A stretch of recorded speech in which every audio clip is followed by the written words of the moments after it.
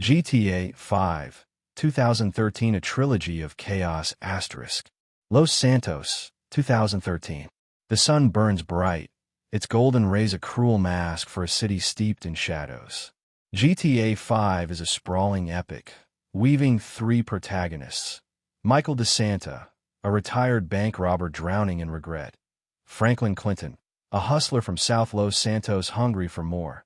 Trevor Phillips, a psychopathic wildcard whose rage is a force of nature, into a tapestry of heists, betrayal, and havoc.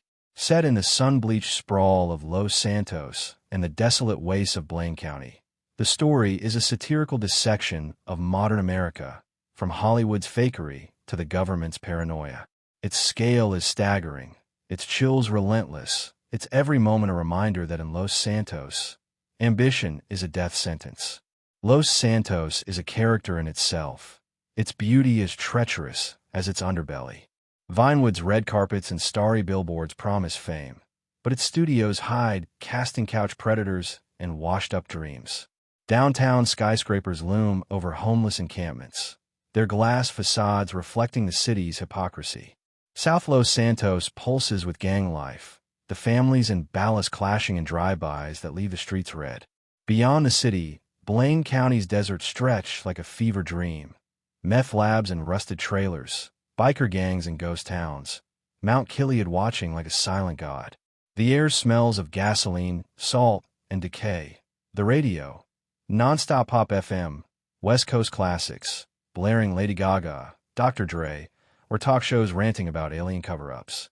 The weather shifts from blinding sun to thunderstorms, the rain turning the streets into rivers of neon. Every corner feels alive, every shadow a threat. Michael DeSanta is a man unraveling. A former career criminal, he's living a lie in a Vinewood mansion, his wealth built on blood. His family, wife Amanda, daughter Tracy, son Jimmy, is a fractured mess, their fights echoing through the house's sterile halls. Amanda's affairs, Tracy's reality TV obsession, and Jimmy's drug-fueled laziness are knives in Michael's back. His midlife crisis, a slow bleed.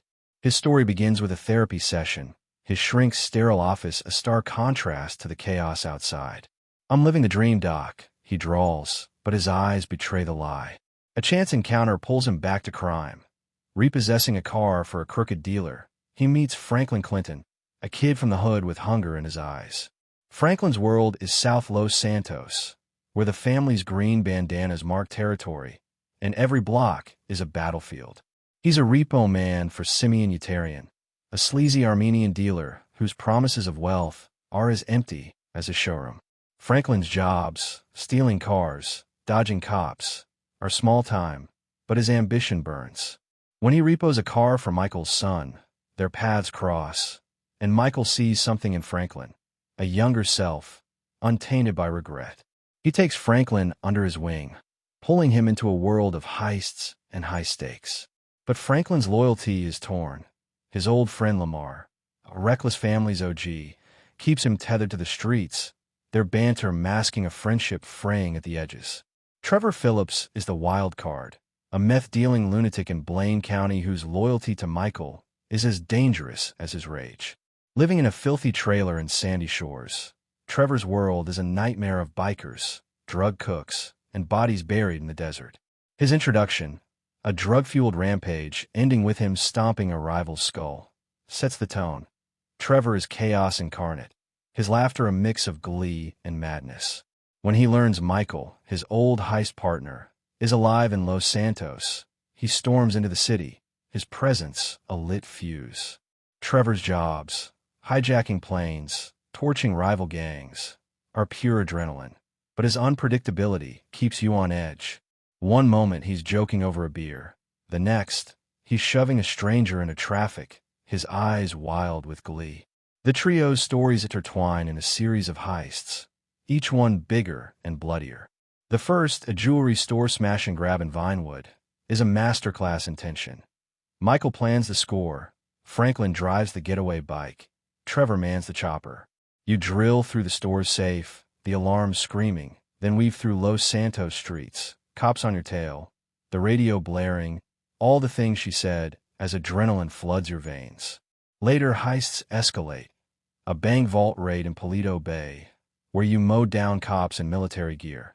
A train derailment in the desert, the gold bars glinting under the sun. The big score. A raid on the Union Depository, Los Santos Fort Knox, where you steal $200 million in gold. The city erupting in chaos as you escape. The chilling moments come not from the action, but the betrayals. Michael's deal with the FIB, GTA's FBI, brokered by the slimy Agent Norton, puts Trevor and Franklin at risk, his lies unraveling the crew. You work for Lester Crest, Michael's hacker friend, whose wheelchair and sarcasm hide a brilliant mind. His missions: assassinating COs, rigging stock markets, pull you into Los Santos' corporate underbelly, the skyscrapers as deadly as the streets. You meet Devin Weston, a billionaire with a god complex, who tasks you with stealing supercars, his smug grin a promise of betrayal. Steve Haynes, a corrupt FIB agent, forces you into black ops, torturing a prisoner, raiding an IA base, his patriotism a thin veil for sadism. Trevor's arc is the story's dark heart. He discovers a secret Michael buried years ago. Their old partner Brad wasn't jailed. He was killed, and Michael let Trevor believe a lie. The revelation, in a Blaine County graveyard, is a gut punch. "You're a liar, Mikey." Trevor roars, his voice cracking, the desert wind swallowing his rage. His missions grow unhinged, massacring a biker gang, hijacking a military jet, kidnapping a cartel boss's wife. Yet Trevor's loyalty to Michael, twisted as it is, humanizes him. A quiet moment, where he confesses his fear of being alone, his trailer lit by a flickering bulb, gives you chills. His vulnerability is stark contrast to his violence. Franklin's story is a tug-of-war between loyalty and ambition. He works with Lamar, pulling off street-level jobs, stealing drugs, ambushing ballasts that ground him in South Los Santos grit. But his bond with Michael pulls him higher, the mansions of Rockford Hills a world away from Grove Street. Franklin's mentor Tanya, a crack-addled friend, and his ex Tanisha, now engaged to a doctor, remind him of the life he's leaving behind. A mission where Franklin rescues Lamar from a ballast trap, the sawmill buzzing with chainsaws and gunfire, is a brutal reminder of the street's pull. Franklin's quiet drives with his dog Chop, the city sprawling around him, hint at a kid out of his depth, his dreams bigger than his world. The story's climax is a choice that defines the saga. After the big score, Weston and Haynes demand blood. Franklin must kill Trevor, Michael, or risk everything to save them. The death wish ending, saving both, is a desperate gamble. You unite the trio, storming a foundry to take down their enemies. FIB agents, Merryweather Mercs, Weston's goons. The shootout is chaos, the foundry's molten vats casting an orange glow, the air thick with smoke and screams. You hunt Weston, kidnapping him from his mansion, his pleas pathetic as you drive him to a cliff. "I'm untouchable," he screams, before you push his car into the ocean, the waves swallowing his cries. The alternative endings are pure dread. If Franklin kills Trevor, you chase him to an oil field, his truck ablaze. "You're my brother, Franklin."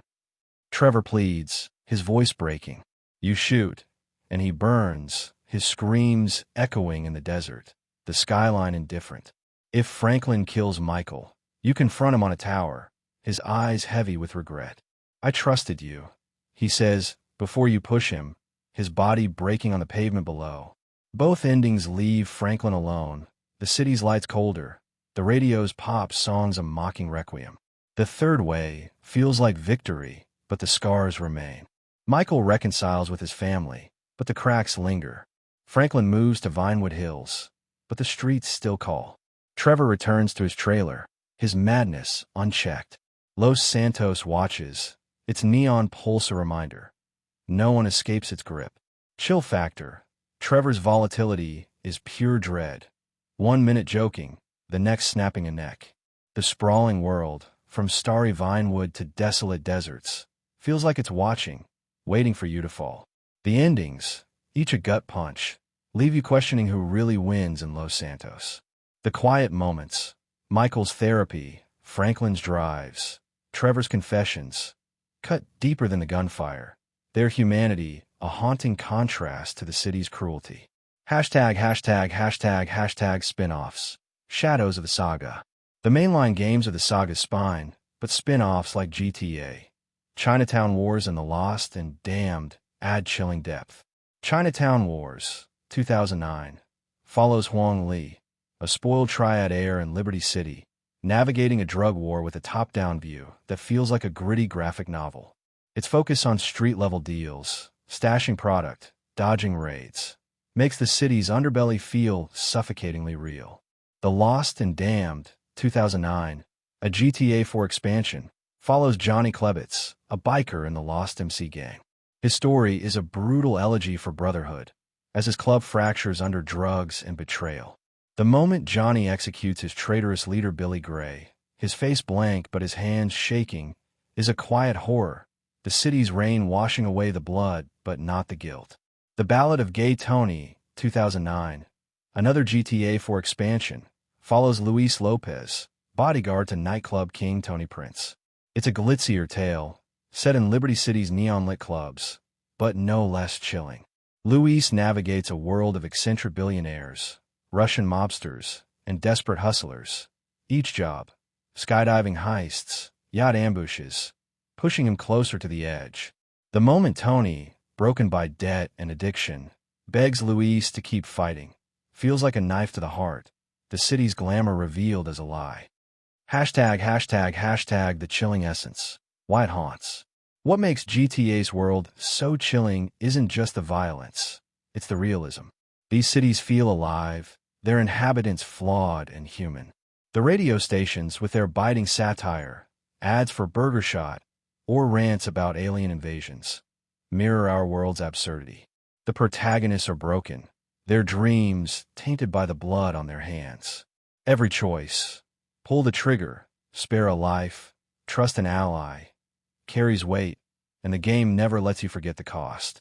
The sound of rain on Liberty City streets, the howl of a coyote in San Andreas, the pulse of Vice City's nightlife.